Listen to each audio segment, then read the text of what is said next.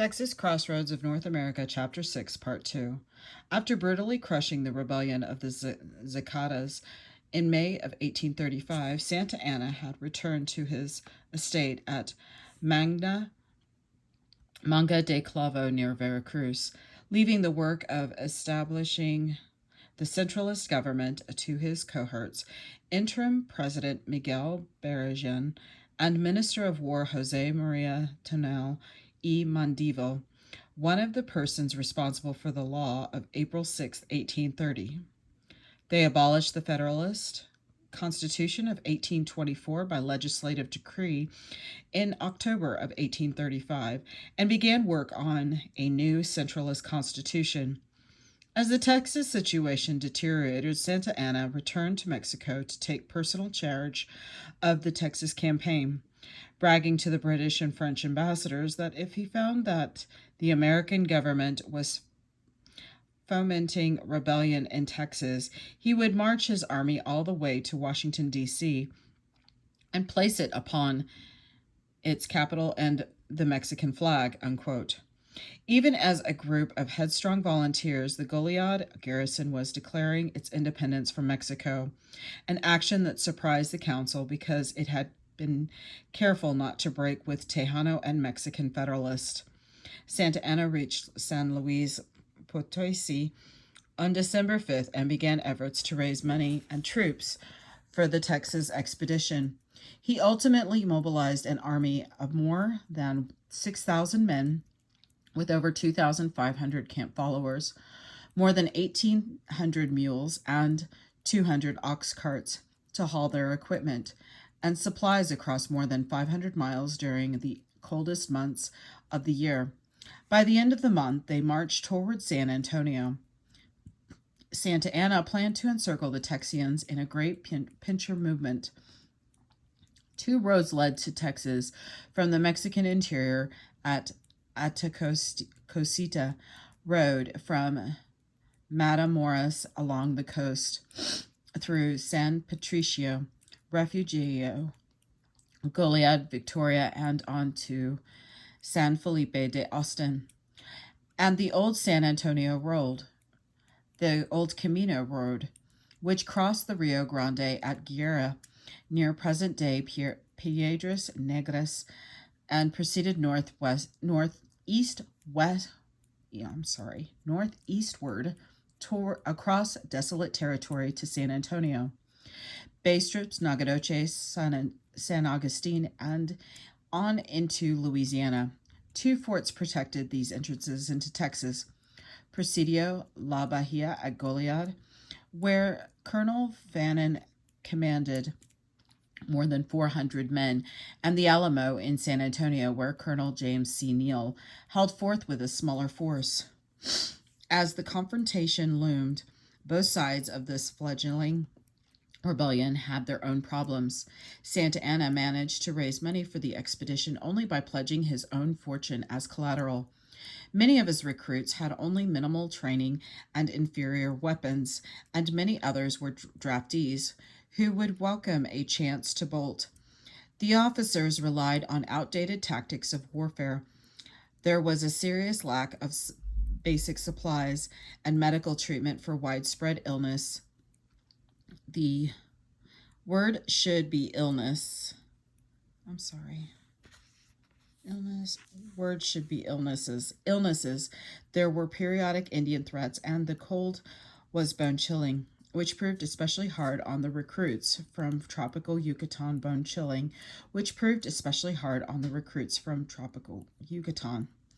I'm so sorry, I reread that twice. The Texan army also faced problems of almost farcical proportions in November. The consultation had elected the pro-independence Henry Smith as provisional governor. He and the council had quickly split in part over a possible Matamoros expedition, which Mexican Federalists advocated. There was strong Federalist sentiments in the city, and they felt that an attack would spread the revolution into the state of Tamaulipas. Some volunteer Army leaders, including Frank Johnson and impresario James Grant, favored the idea as well. The council supported the enterprise, but Smith stood adamantly against it, considering it a brazen gamble with limited forces, even as Santa Anna was preparing to invade Texas. The council appointed Johnson and Fannin as commanders of the expedition. Fannin was another veteran of the siege of Becker and an ardent revolutionary. He had attended West Point, which gave him an added cachet in Revolutionary War circles, but he had never led troops in battle. Governor Smith insisted that if there were to be an attack on Matamoros, Houston should be the commander, and dispatched him to Goliad. The rallying point where there Houston found impresario Dr. James Grant claiming to be acting commander-in-chief, so he simply joined the enterprise and bided his time. Soon word came that the council had rescinded Houston's appointment as commander-in-chief and deposed Governor Smith after he tried to dissolve it. The council appointed Fannin to be the commander, but Houston continued taking orders from Smith. As the expedition began to fall apart, Houston left to attempt to persuade the Cherokees in East Texas to remain neutral. If the Mexican government had guaranteed the Cherokees title to their lands, at this moment the Indians could have had a devastating impact on the Texan effort, but Houston mollified them with promises of title to their lands, promises that he would be able to keep because many Texans wanted the Cherokee out of Texas. Defending Becker. Back in San Antonio, Colonel Neal was directing a concerted effort to prepare for Santa Anna's arrival. Neal was an able artilleryman whose cannons had provided a significant distraction as the storming of Bexar began. In the wake of the victory, a council had given him a regular army commission as lieutenant colonel of artillery and had left him in command of the volunteers remaining in San Antonio. But despite the fact that everyone expected Santa Anna to attack San Antonio, the council had permitted the Matamoros expedition leaders to strip Neal of men and much-needed supplies, volunteers who had not been in the army more than 4 days. According to Neal, commandeered the clothing sent by the council for those who had endured all the hardships of winter and who were not sufficiently clad for summer. With only 100 men left, he still chose to fortify the old Alamo mission. In this effort, at least, he had plenty of weaponry. All the artillery costs had left. Neal and his men mounted the guns on the walls and made other preparations for a siege. As they did so, Houston had set up his headquarters in the village of Washington on the Brazos, issued a call for volunteers for the regular army, and encouraged the formation of an interior line of defense from regular army, and encouraged the formation of interior line of defense from Gonzales to Goliad and Refugio and Campano on the Gulf Coast. Guessing Santa Anna's strategy, Houston would have abandoned San Antonio. He felt that city's residents largely supported the centralist government, and he could not raise enough men and armaments to defend a site that he considered militarily unimportant. He ordered James Bowie to Bexar, reportedly with instructions to destroy the Alamo and withdraw the troops, but to use his discretion depending upon what he found. When Bowie arrived on January 19th, he found Neal's improvements compelling justification to maintain the Alamo. He notified Smith that he and Neal were resolved to stay and defend the position. In agreement, Smith ordered William Barrett Travis, now a regular Army lieutenant colonel of cavalry, to raise volunteer reinforcements for the post, but Travis complained when he could raise only 30 poorly armed men. "I am willing, nay, anxious to go to the defense of Bexar," he replied. "But, sir, I am unwilling to risk my reputation, which is ever dear to a soldier." By going off into the Army's country with such little means, so few men, and with them so equipped. Nevertheless, Travis led his meager contingent into the Alamo on February 3rd. They were joined on February 8th by a small volunteer force from Tennessee, including one of Tennessee's most famous sons, Davy Crockett, as a frontier character. Crockett was already the subject of popular literature, a former frontier militiaman, and U.S. congressman from Tennessee. He had lost a congressional reelection campaign, and Texas had beckoned as a new avenue for his political and economic aspirations. Like other enthusiastic volunteers, he judged the region the, quote, garden spot of the world, a world of country here to settle. Furthermore, he anticipated being elected a member to form a constitution for province, while making a fortune yet for myself and family. At the Alamo, Crockett did not press for a leadership position, which was just as well, as there was already dissension between the regular army and the volunteers over who would be in command. When Neal was called home by family illness on February 14th, Travis was with his regular army commission technically succeeded him. But the volunteers lobbied for Bowie and elected colonel, and the votes split along predictable lines. The regulars for Travis, the volunteers for Bowie. After a drinking bout, Bowie sobered up and suggested that they share the command. Travis agreed, and none too soon. Santa Anna crossed the Rio Grande on February 16th, approaching San Antonio from the west. The next day, General Jose de Urrea crossed as well, moving up the coast to recapture Goliad. At about the same time, Jesse Badgett left the Alamo garrison as its delegate to a new convention called by the council at Washington on the Brazos for March 1st. The other garrison elected delegate, Samuel Maverick, remained.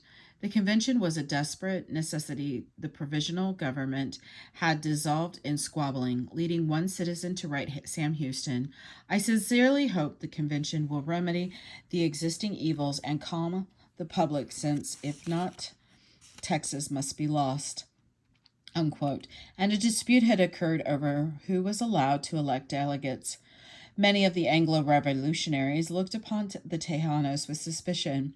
Although it was finally decided that Tejanos who were against the Mexican government could vote, two natives of Texas, Jose Antonio Navarro and Jose Francisco Ruiz, who had been elected by the people of Bexar, along with relative newcomer Lorenzo de Zavala, who had resigned his appointment as the first minister of the Mexican legation in Paris to protest the shift to centralism, represented the Mexican Texan population.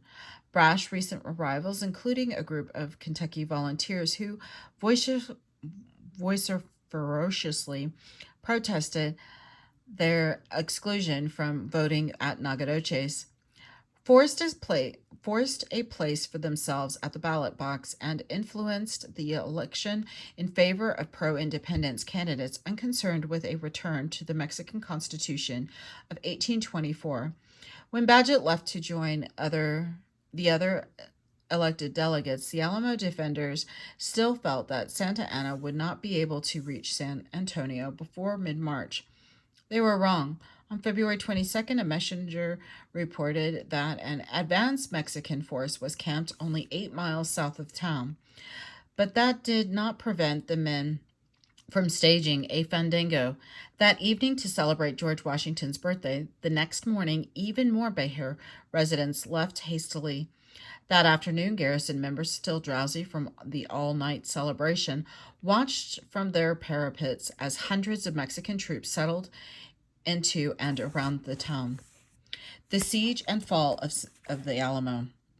Santa Anna marched into Texas, intent upon driving all the rebellious colonists out of Texas and killing any who were captured, a policy that he and Turnell had enunciated as early as December of 1835. As he arrived in San Antonio, he ordered the blood-red flag, signaling that no quarter would be given. Raised on the tower of San Fernando Church, he informed the rebels that if they would surrender and, quote, place themselves immediately at the disposal of the supreme government, from whom alone they may expect clemency after some considerations are taken up, they would be allowed to live. Travis responded with a defiant cannon shot aimed at the tower. The Mexican artillerymen then began shelling the Alamo walls. Travis was not being suicidal and defying Santa Anna, for he was confident that reinforcements were coming. Everyone knew that the old mission walls would give at some point, but the Mexicans' heavy siege guns had not yet arrived, and their attempts to position their small cannon close to the structure were met with witheringly accurate fire from the rebels' long rifles. The Texians had placed their artillery at strategic points, but with only about 150 men, they could not cope to cover the entire sweep of the Alamo's perimeters. Even the cannons were exposed to enemy fire. The Texians' only real hope lay in arrival of reinforcements. On February 24th, Travis sent Gonzales resident Captain Albert Martin out to raise volunteer reinforcements. Martin rode to his hometown with the Travis's famous Victory or Death letter addressed to the people of Texas and all Americans in the world. I shall never surrender or retreat. Then I call on you, in the name of liberty, of patriotism, and everything dear to the American character, to come to our aid with all dispatch. At Gonzales, Martin recruited the Gonzales Ranging Company, the mounted volunteers, 24 or so men who were joined by few others on the 70-mile ride to the Alamo's defense, where they arrived on February 29th. Yet these were only reinforcements that the besieged garrison would receive. Fannin had started toward Beck, then turned around, citing as his reasons an ox cart breakdown on the road and the warnings of his officers, who argued that he needed to defend Goliad, as Santa Anna had targeted it too, and both places are important. Travis had suspected that Fannin was not coming, and courier James Butler Bonham confirmed it on March 4th. In the meantime, the Mexicans extended their batteries so close to the north wall that every volley blasted further into it. In the meantime, Travis had written his letter to the people of Texas and all Americans in the world. The Alamo was besieged by more than 1,000 Mexican soldiers under Santa Anna. He explained, and he anticipated that the number would increase daily. The garrison had food for the moment, but they were surrounded and supplies had been cut off. Although he had lost no men, it was only a matter of time. The Mexican artillery was closing in, relentlessly battering the old mission's walls. He concluded his letter, if this call is neglected, I am determined to sustain myself as long as possible and die like a soldier who never forgets what is due to his own honor and that of his country, victory or death, unquote. As the end drew near, on March 4th, each side met to consider the situation over some of the officers' objections. Santa Anna decided on a frontal assault that would bolster the troops' morale instead of waiting for the artillery fire to do the work. Travis, too, called a meeting of his men. There were probably few more than 250 defenders. Bowie, his commander, was seriously ill, probably with pneumonia or advanced tuberculosis. Some writers have contended that Travis concluded his speech with a challenge to his men, that he drew a line in the sand with his sword and asked those who would fight to the death to step over the line. Later historians have concluded that this story is just that, a story, but he did apparently offer his men the opportunity to slip away if they chose, and one, a Frenchman named Louis Rose, did so.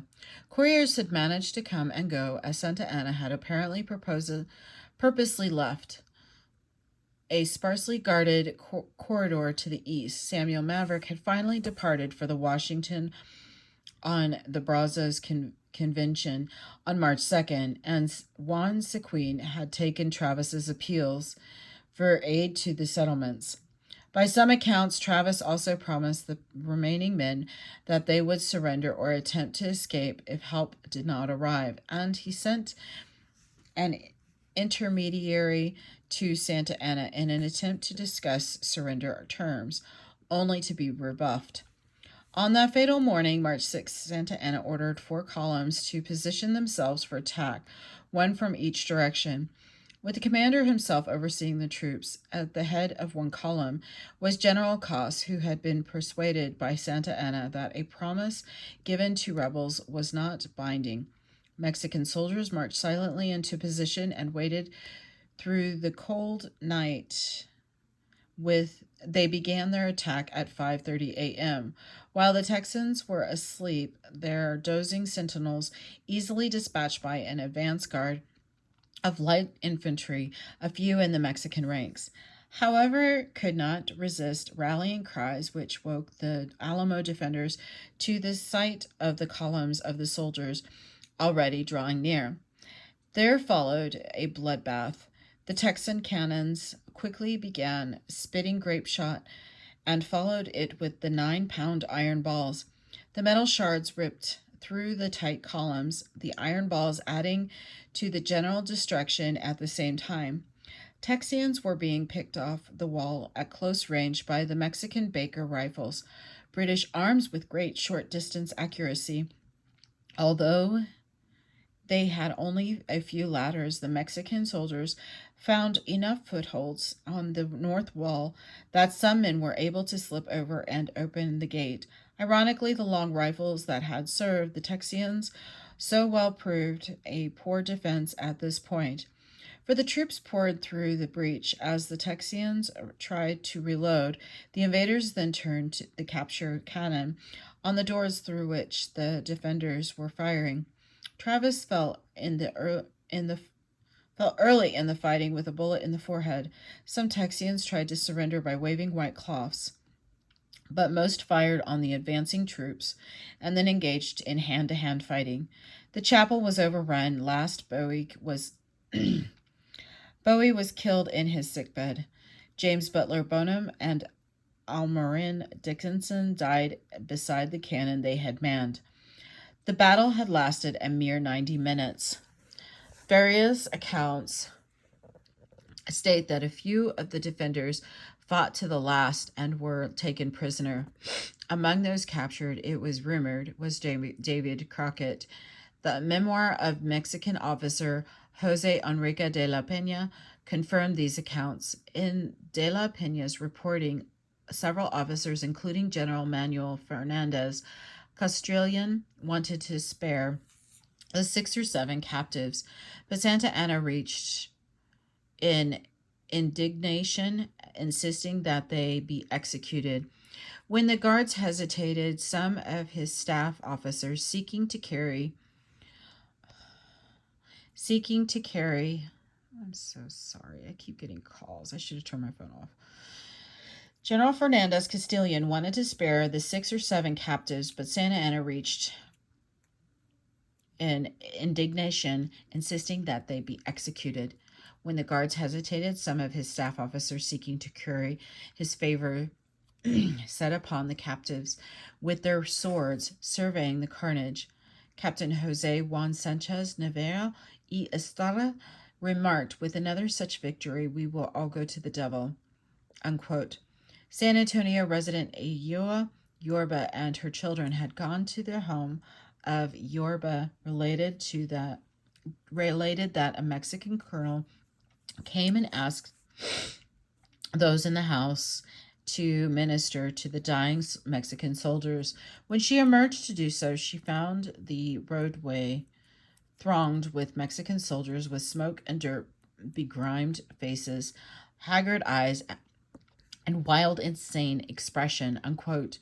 In the Alamo itself, she observed the doors splintered and battered in, floors crimson with blood, the air dark with powder and smoke. and hot and heavy. Tending to the wounds of some of the Mexican soldiers, she saw dead Texans lying singly and in heaps of 3 or 4 on or in irregular rows here and there all about the floor of the Alamo, just as they had fallen, unquote. Santa Anna summoned Baker Alcalde Francisco Antonio Ruiz to identify Travis, Bowie, and Crockett.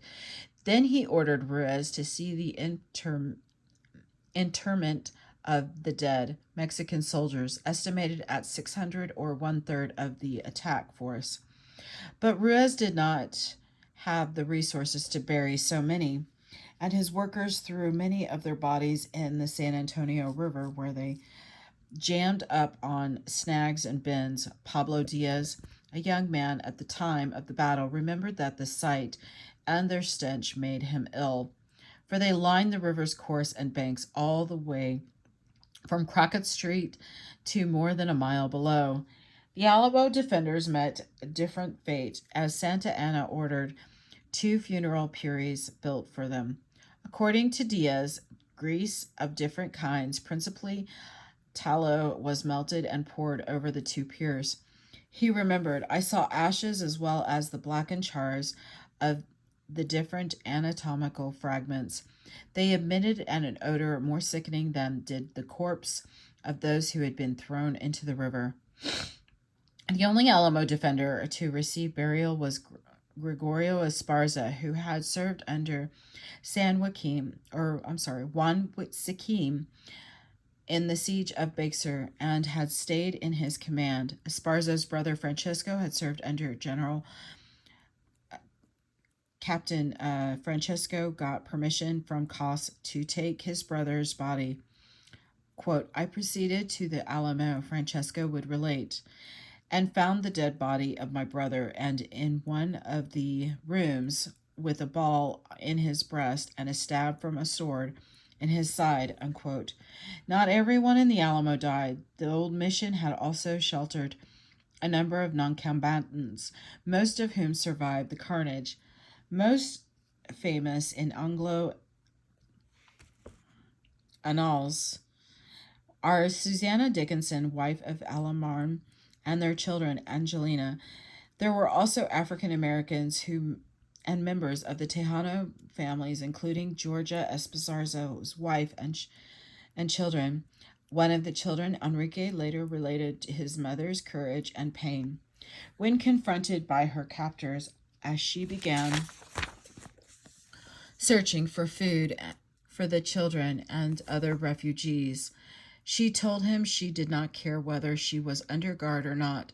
She was going to have something to eat for herself, her children, and her companions, whom she intended to feed if Santa Anna did not feed his prisoners.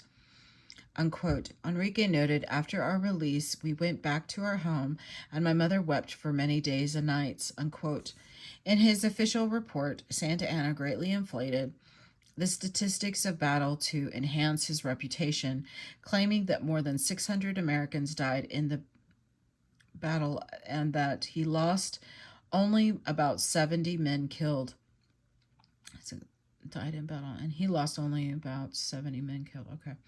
Sorry about that. Along with the report, he sent the captured flag of the New Orleans Grays to Mexico City as proof of American interference in Texas. In this, he was largely correct. There were few old Texans at the Alamo, for many of them did not support independence until the slaughter at the Alamo convinced them that they had little choice. But the several days that Santa Anna spent at Bexar, he did not depart until mid-March, would permit the rebel convention to organize a revolutionary government and draft a constitution. A small contingent of men had come together at the Alamo, natives and immigrants, Mexicans, Anglos, and Europeans, a few old settlers, more recent immigrants, and newly arrived adventurers. They had all sensed opportunity for land, for glory, for a return of Republican principles, for a separate Mexican state of Texas, or a Texas as part of the United States. Now their deaths would provide a rallying point for the Texan cause. The Revolution, the winning of independence, March through April. While anxiously waiting news of the Alamo defenders, delegates to the Independence Convention were at work at Washington on the Brazos on March 2nd. While they still thought that Fannin was headed to the Alamo's aid, they adopted a Texas Declaration of Independence, decisively breaking with the idea of continuing as part of Federalist Mexico. They framed their argument in terms that Americans would recognize from their own Declaration of Independence freedom of worship, the right to bear arms, billeting of troops among us, citizens in prisons, mercenary armies, the necessity of self preservation. They concluded, now decrees our eternal political separation. The people of Texas do now constitute a free, sovereign, and independent republic. Unquote.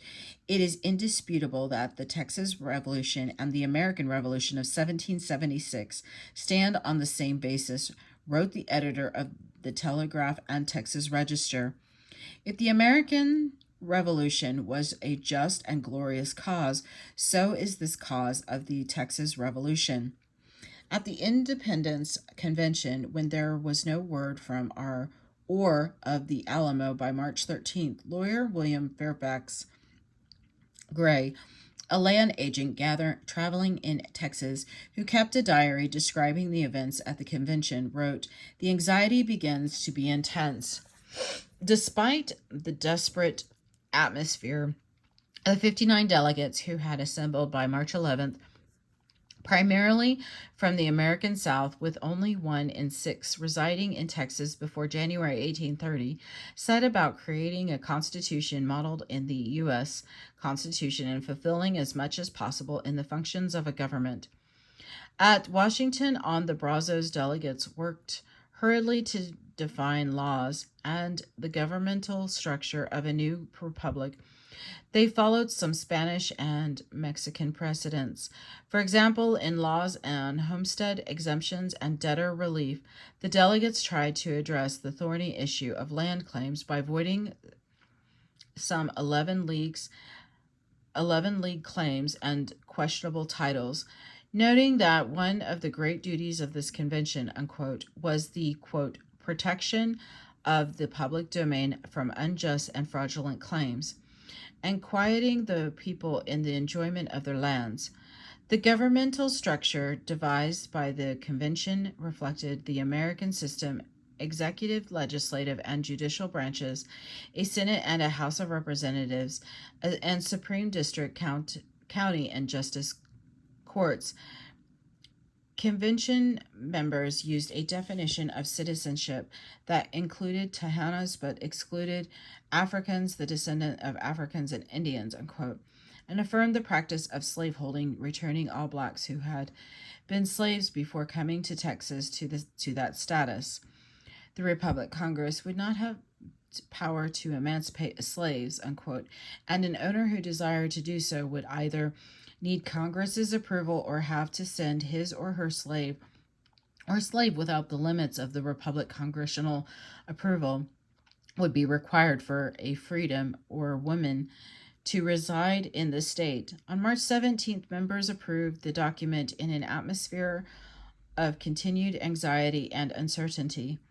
They settled on an interim government that included impresarios David G. Burnett as president and Lorenzo de Zavala as vice president, with Samuel P. Carson as Secretary of State, Robert Potter as Secretary of Texas Navy, David Thomas as Attorney General, Bailey Hardman as Treasurer, and Thomas Jefferson Rusk as Secretary of War. Further setbacks: the runaway scrape and the Fannin massacre. Houston, who had been named military commander and chiefly by the convention, had not hurried to the Alamo's relief. By one account, Houston doubted the reports from Travis and Fannin, considering them political grandstanding. He had just begun to put together a new force composed of both volunteers and militia, and even if he had gone to their defense, he would have been too late. News of the Alamo's fall reached him at Gonzales on March 11th, which took on a horrified mourning with so many of their kinsmen and fellow townsmen dead. At the Alamo, Houston resolving not to be trapped by Santa Anna's and Uriah's advancing forces, added to townspeople's misery by ordering Gonzales burned. Retreating to Burnman's Crossing on the Colorado near present-day LaGrange, he ordered Fannin at Goliad to join him, with plans to combine Fannin's volunteer army of about 400 men, 400 with his own force of about the same size. A general panic now swept the settlements with the news of the Alamo's fall and Houston's retreat. Families began a pell-mell rush eastward and southward in what became known as the Runaway Scape. Deserters were constantly passing us on foot and on horseback. Remembered Rosa von Roeder Kleberg, who had settled outside San Felipe. The old men who were with the families laughed at them and called to them, "Run, run, Santa Anna is after you." Frances Menifee Sutherland, mourning the loss of her son, William DePriest Sutherland in the Alamo, recalled, "We went to the Colorado 40 miles, but after some time Houston thought proper to retreat farther, and of course we had to go. Too. At the Brazos River, they stopped for a few days, her husband leaving to join the Texan army, but news came that the Mexican army was drawing near, and the settlers continued their confused fight. I wish you could know how the people did as they kept going about trying to get somewhere." Sutherland wrote, but no person knew where they were going to get to. Families suffered greatly. Delu Rose Harris, almost 11 years old when the Alamo fell, would later remember her family's desperate flight. "We left home at sunset, hauling clothes, bedding, and provisions on the sleigh, and with one yoke of oxen. At the Lynchburg Ferry on the San Jacinto River, they found fully 5,000 people trying to get across. For some, however, the advancing Mexican troops evoked a quite different response. Santa Anna's and General Uriah had made it known that Mexican law forbidding slavery would now be enforced in Texas, and a number of slaves rushed to meet the troops, gaining protection and freedom. As many Texans scrambled, wondering if they would ever be able to return to their frontier homes, Houston continued to fall back, and Fannin still failed to appear. By this time, Fannin had his own troubles. He had ordered a company to Refugio to evacuate settlers there, only to have them run into a detachment of Uriah's troops.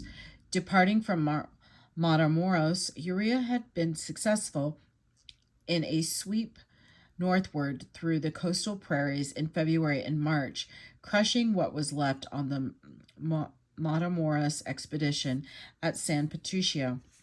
His troops now bested the Goliad Company and the Georgia Battalion sent to reinforce it. Loyal Tejano residents of the Refugio San Patricio area, some of whom had received high-handed treatment from the Texan volunteers, provided Uriah with a crucial assistance. The Goliad Garrison consisted almost entirely of recent newcomers to Texas. A few might still have worn the pants of U.S. Army regulars. For a number of deserters from the 3rd and 6th Infantries stationed along the Sabine River showed up on the rolls of the Texas Army. Fannin was an exception. Having been resident in the state for about a year and a half, he was also unusual because of his formal military training. Although it did not serve him well, he delayed in following Houston's order to retreat because he had not wanted to leave his troops at Refugio. But even when he received word of their defeat on the afternoon of March 17, he still failed to retreat, ignoring Houston's order to dump the 9 cannons in the river. Fannin was burdened by underfed oxen with both baggage and artillery, and when the troops finally started, the oxen proved agonizingly slow. Garrison member Herman Ehrenberg remembered that disgust at the creeping pace of our column induced us finally to abandon all our equipment. In perhaps his most inexplicable move, after only 6 miles, Fannin halted the column for a rest break in the middle of a prairie. Some of his men protested, urging him to push on the relative safety of a distant tree line. But he apparently felt that the Mexican troops would not attack a 400-man contingent. The men rested without incident, but soon after resuming the march, they looked back to see Mexican cavalry spilling from the timberline 2 miles away. Again, Fannin rejected the idea of trying to reach the tree line ahead, despite the protestations of his officers that would be a better defensive position even if they suffered casualties along the way. Fannin ordered the men to form hollow square. With the artillery posted at the corners in the early afternoon, the Mexican dragoons began the attack. Fannin's men were able to direct withering rifle, musket, and artillery fire on the advancing troops, but Mexican sharpshooters picked off the Texan gunners. Fannin, to his credit, bravely led the defense. But the Texan force ran out of water, and the Mexican sharpshooters had killed the oxen, making it impossible to move the baggage and the wounded. The fighting ceased at nightfall, but the Texans knew that Urria's troop had them surrounded. The only possible escape seemed to be a stealthy nighttime retreat, but Fannin agreed that they could not abandon the wounded. They tried through the night to erect beastworks, but when the morning dawned, they saw that Urria had received reinforcements and more artillery. And injured Fannin called a truce and approached General Urria to discuss terms. Urria offered him the only opportunity to surrender at discretion, which Fannin interpreted to mean that their lives would be spared, and he surrendered. On the Texan side, 9 had been killed, 41 wounded. Among the Mexican troops, 50 had been killed, 140 wounded. Urria was one of a number of Mexican officers who disagreed with Santa Anna's edict that captured the rebels should be killed, and he wanted to spare the men. He even allowed Fannin to go to the coast with a German in the Mexican service, Colonel von Holsinger, to see about gaining passage for the prisoners on a ship bound for New Orleans, but no ship was available. Meanwhile, Santa Anna reiterated his draconian edict. On Palm Sunday, March 27th, the order was carried out. The Texans were divided into 4 columns and told variously that they were being marched to the coast to go home or to Matamoros. Instead, after a short march, with each column going in a different direction and now isolated from each other, Mexican infantry opened fire on them. With lancers backing them up, 342 of the prisoners died outside Goliad that day. 28 managed to escape, and 2 doctors were spared because they were desperately needed to tend to the Mexican troops. A firing squad executed Fannin and then killed another 40, wounded still at the Presidio. Again, the Mexicans burned the Texan dead.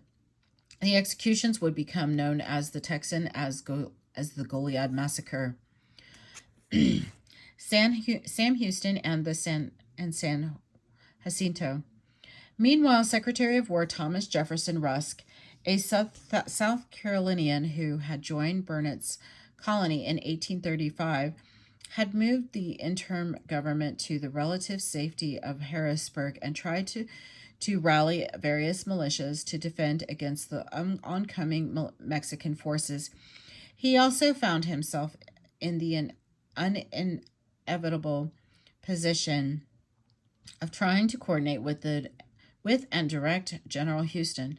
Despite grumblings from his army, Houston had retreated again on March 19th, judging the Burnham's Crossing location indefensible and a poor strategic location to keep Santa Anna from striking the settlements. He moved his new camp at Beeson's Crossing near present-day Columbus, where he welcomed a sizable number of fresh volunteers, many of them residents of the settlements who had tried to stay out of the conflict but now had been galvanized by news of the Alamo's fall. He also had time to begin to teach them how to march and to fire by companies. Santa Anna, meanwhile, had split up his forces to search for Houston's army. He sent General Antonio Genoa with instructions to occupy Bastrop and continue along the old San Antonio road to Nacogdoches, and he ordered General Joaquim Ramirez y Sesma to Beeson's Crossing with a large force. On March 21st, Ramirez y Sesma drew up on the west side of the Colorado opposite Houston's army, but could not cross because recent spring rains had swollen the river. Meanwhile, Urea had also reached the mouth of the Brazos at Matagorda and was similarly stymied. His position effectively kept the Texans from any port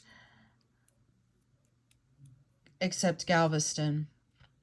In a little publicized action, however, the fledgling Texas Navy had kept open communication between Galveston and New Orleans and prevented the Mexican troops from being resupplied by sea.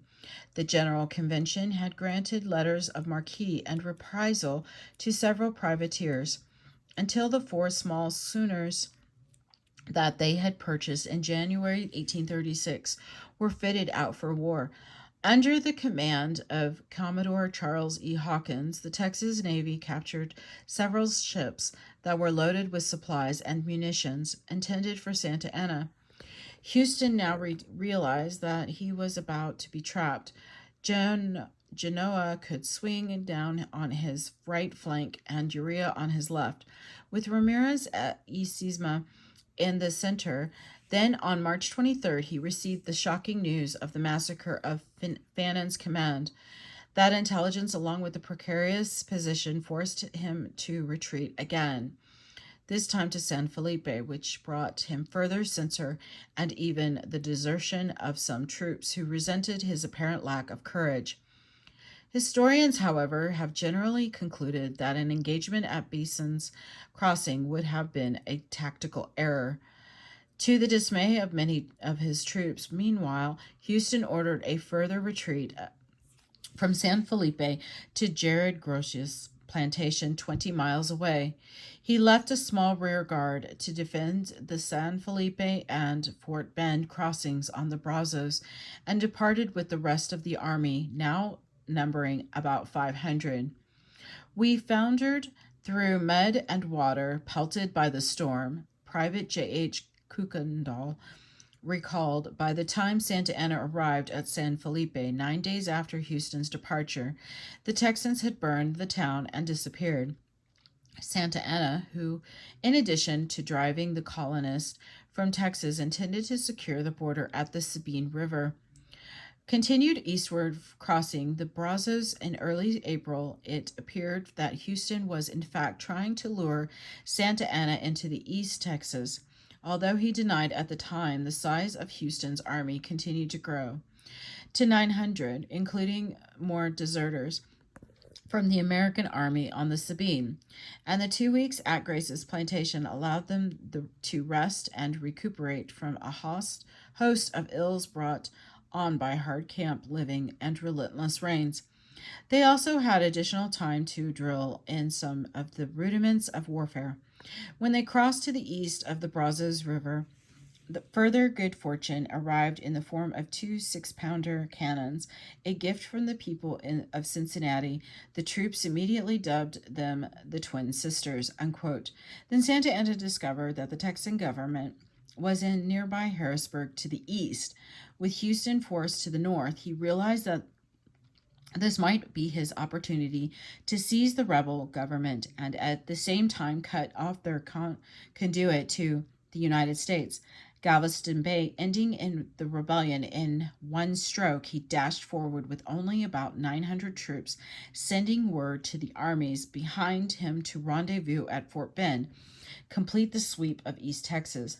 With a headstrong independent minded the volunteers chafing Houston's inaction, Secretary of War Rusk arrived in camp on April 6 with a stern message from the interim President David Burnett. Sir, the enemy are laughing you to scorn. You must fight them. You must retreat no further. The country expects you to fight. The salvation of the country depends on your doing so. Unquote. Burnett had authorized Rusk to seize command from Houston if the general still refused to fight, and some of the troops clearly wanted Rusk to do so. But in a private conference, the secretary listened to Houston's explanations for his actions and responded by joining the army. Surely Houston had taken Rusk into his confidence with regard to Gaines' army waiting at the Sabine on April 12th. Houston started the troops eastward again. The defining action seemed destined to take place near Lynchburg Crossing at Buffalo Bayou near Harrisburg, where the Mexican army in pursuit of the Texas government and the Texas army in pursuit of the Mexican army were all headed. An advance force under Colonel Almonte got close enough to the fleeing rebel government to shoot at their boat as they rowed toward a steamer in the bay. But the presence of Burnett's wife among the rebels led him to hold fire. At this point, Santa Anna believed he had the Texans on the run. Historians remain divided on whether the Texan army's decision to stand and fight at San Jacinto was Houston or his armies. Having come to a literal fork in the road marked by a giant oak that came to be called the Which-Way Tree, a decision was needed on whether the Texans would push into east and force Santa Anna to pursue them in the direction of the Sabine, or as much of the rank and file wanted, they would turn in the direction of Harrisburg, where the Mexican army awaited. Some now believe, however, that Secretary Rusk had taken the decision out of Houston's hands the previous evening, ordering him to fight with Houston lagging toward the rear of the column. As the army approached the Which-Way Tree, the army surged toward Harrisburg. Perhaps Houston was following orders from his superior officer, but the army would fight. As the Texans forced march toward Harrisburg, documents from captured courier revealed that Santa Anna was headed toward Lynchburg with only 660 men. Leaving the baggage and sick at Harrisburg, Houston determined to reach the crossing first and gained the upper hand. The Texans did arrive first and established themselves in a tall oak grove with Buffalo Bayou at their back, a position particularly well suited for the riflemen. Perhaps overconfident, Santa Anna took a relatively risky position to the dismay of his officers, with the Jacinto River on his right and a swampy area called Peggy Lake at his back. His only route of escape was to the southwest across a small bridge over Vince's Bayou. There was a slight rise in the plain between the two camps so that they could not actually see each other without climbing a tree. Santa Anna immediately sent men to test the Texans' defense. The Texans greeted them with fire from the Twin Sisters. The Mexicans responded with their own 12-pounder and then pulled back into a wood. Some Texans wanted to attack immediately. Houston said no, although he did allow the Hotspur Sidney Sherman to reconnoiter with a group of mounted riflemen. Sherman immediately disobeyed orders and charged the Mexican cavalry. When he was cut off and asked for infantry assistance, Houston refused. But once again, the Texan army took the decision out of his hands. A whole infantry regiment deliberately ignored Houston's order to turn around and assisted Sherman in returning to safety. Both armies settled down for the night. The Mexicans continued building breastworks to shore up their relatively vulnerable position and eagerly awaited reinforcements under General Koss, who arrived with about 540 men at 9 a.m. The next day, April 21st, this of course shifted the numerical advantage. Houston had 910 men. Santa Anna now had about 1,200. Again, Houston hesitated as he met with his officers from noon to 2. But finally, as the afternoon wore on, Houston himself ordered the men into battle positions and to advance in 2 lines over the rise that had separated them from the Mexicans' view. He also permitted Smith to destroy the bridge over Vince's Bayou, the only escape route, which emphasized to his men that this was a battle to the death.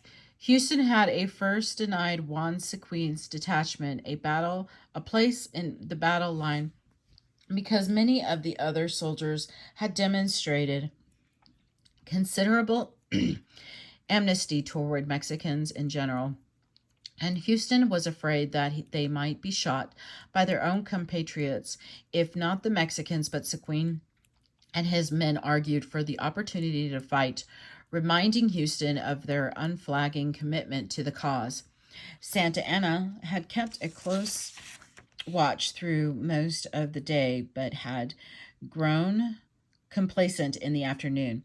Houston had not mounted an attack yet. Why should he now, just after the Mexican force had built breastworks and received reinforcements? Thus, the Texans' artillery unit advanced within 200 yards of the enemy without being detected and opened fire. That was immediately followed by a Texan cavalry charge. At about that time, a 4-piece band began playing a popular ballad, "Will You Come to the Bower?" And then, according to some sources, Yankee Doodle. Houston had the infantry hold their fire, but after the first volley, he lost control of them and they fell to hand skirmishing with knives, swords, and rifles as clubs. The Mexican officers, surprised and confused, struggled to organize their frightened troops, but with success, Santa Anna emerged from his tent, but could do nothing to bring order to the bewildered and panic-stricken herd. With Texans scaling the barricades, the battle was over in 18 minutes. Then it became rout, a bloodbath. The Texans were bent on revenge, and they killed indiscriminately and often brutally. Even the Tejano volunteers proved ruthless. Many Mexican soldiers jumped into Peggy Lake, calling desperately, "Mi no Alamo, mi no Goliad." But they were easy targets for the Texan gunners. The water soon ran red with their blood. 650 soldiers were killed, most of them after the brief battle, and most of the rest were captured. The victory for the Texians was decisive, but not complete. They had subdued only a part of the Mexican army. At first, they even feared that Santa Anna had escaped them, but he was apprehended the next day after finding the bridge burnt out at Vince's Bayou. Spending the night in tall grass, even with the dictator as a prisoner, Houston still feared that the bulk of the Mexican army under Generals Vicente Velocila and Urrea might arrive at any moment, and he knew that his disorganized, bedraggled force would be unable to fend them off. Under terms of his surrender, Santa Anna ordered his second in command, Filioso Solo, to retreat to Bexar, but Filioso and Urea had no intention of abandoning the war. They agreed to retreat west of the Colorado and await orders from the government. Then the rain began to fall, and already soaked soil turned sticky mud, a bog, and then retreat of the Mexican army was marked by abandoned cannonballs, wheels, carts, rifle balls, finally even some of their weapons, as nature ventured its ferocity on the exposed troops. Then came sickness and dysentery.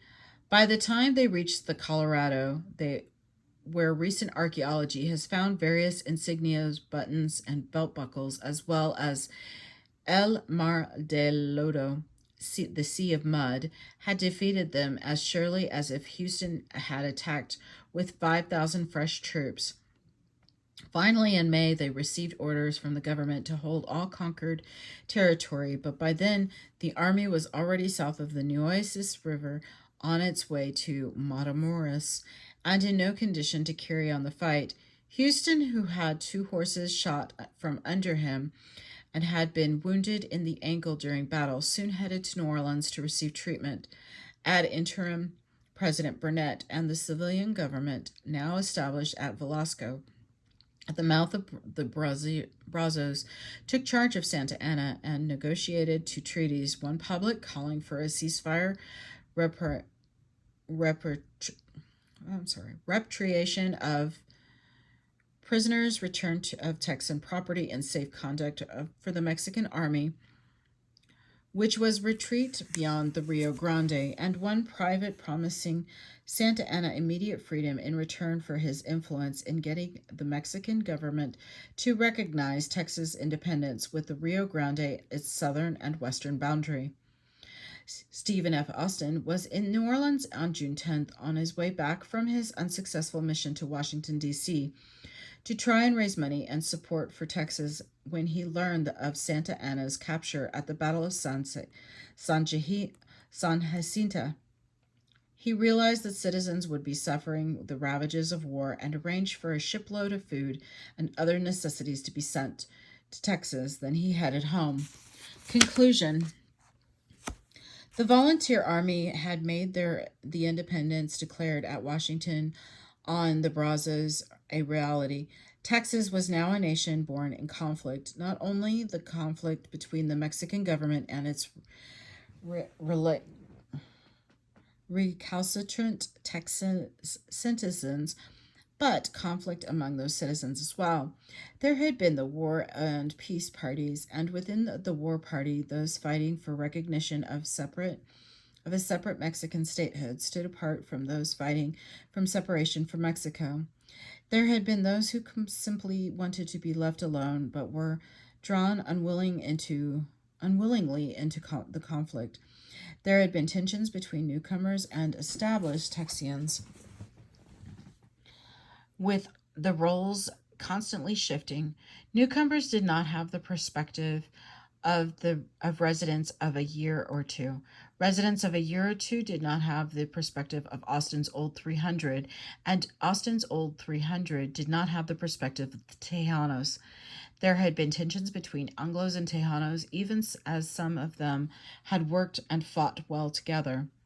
There had been tensions among the Anglos dominating the new military and the new government, with pro- and anti-Houston factions, pro- and anti-Smith factions, and continued rumors of Indian warfare. Inspired by Mexican agents spread throughout the Texas frontier, somehow in part because of Santa Anna's harsh and arrogant conduct of the war in Texas, all of this had added up to a victory for the revolutionaries. But there were still many conflicts to be resolved. The Mexican government refused to recognize Texas independence.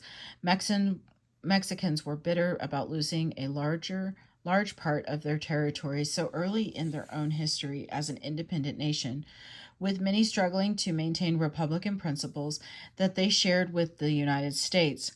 The United States would see the developments in Texas as both a blessing and a curse.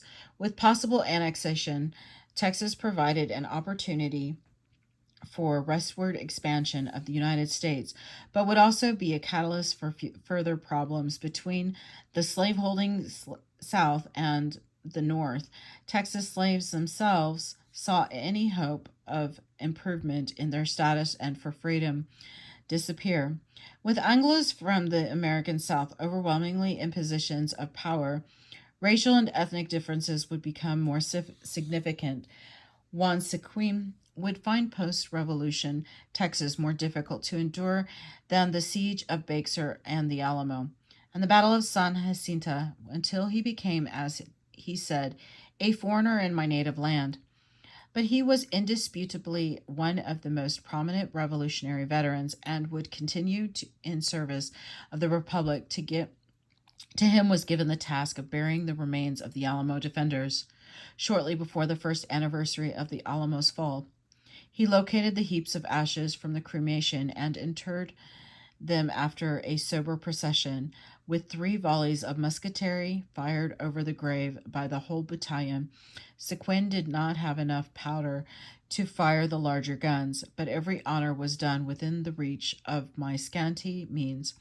The Alamo would ever loom large in Texans' memory, but in many ways the battle had only begun. This is the end of Chapter 6, Part 2. Thank you.